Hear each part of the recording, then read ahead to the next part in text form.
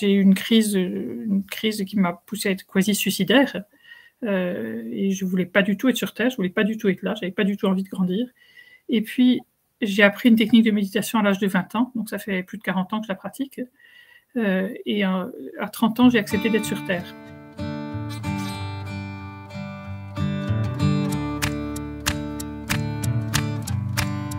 Et du coup, j'ai accepté une vocation qui était là depuis que j'étais une vocation de toute petite fille, de faire médecine, ce que je ne pouvais pas faire avant, donc je n'avais pas accepté d'être là.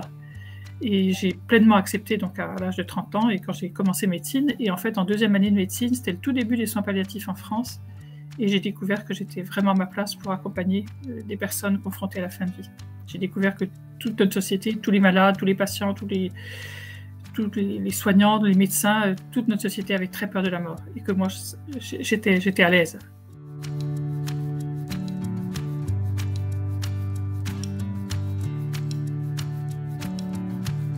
Ce qui m'a poussée à écrire ce livre, c'est que je me suis rendu compte que la vie m'avait donné de développer peu à peu un regard intérieur finalement très apaisé et positif sur toutes les crises qu'on peut vivre sur Terre. Et la qualité de ce regard vient nourrir en moi une gratitude pour toute chose. Le souhait de la chenille s'adresse à toute personne qui s'interroge sur le sens de la vie, de la mort, des crises existentielles qu'il peut rencontrer.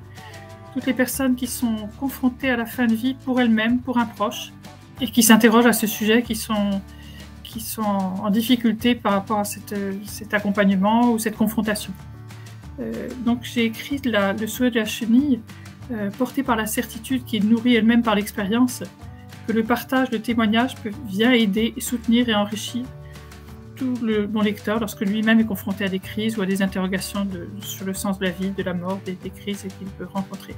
Dans le souhait de la chenille, je prétends vraiment pas donner de conseils. Je suis médecin de soins palliatifs depuis plus de 35 ans. Je pratique la méditation depuis plus de 40 ans. Et il y a quelques années, j'ai été patiente confrontée à la mort potentiellement proche, enfin possiblement proche.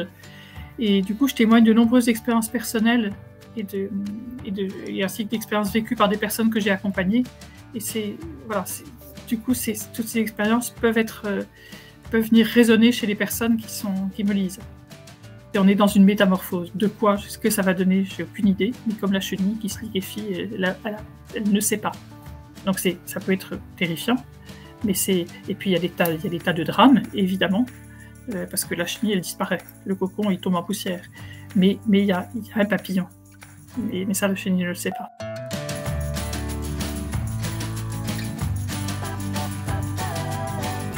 Toutes choses m'apparaissent comme une opportunité, toujours. Et l'autre chose que je peux dire, c'est pas de moi, c'est de Lao Tzu. Et ça, je l'ai dit des milliers de fois. C'est ce que la chenille appelle la fin du monde. Le maître l'appelle un papillon. Et ça sort d'un discours philosophique, mais ça emmène, ça vient toucher l'âme, toucher le cœur, toucher quelque chose de beaucoup plus profond. C'est pas la tête que ça vient solliciter. Ça vient solliciter quelque chose de beaucoup plus profond et faire image, faire écho, faire quelque chose qui est une loi de la vie, en fait.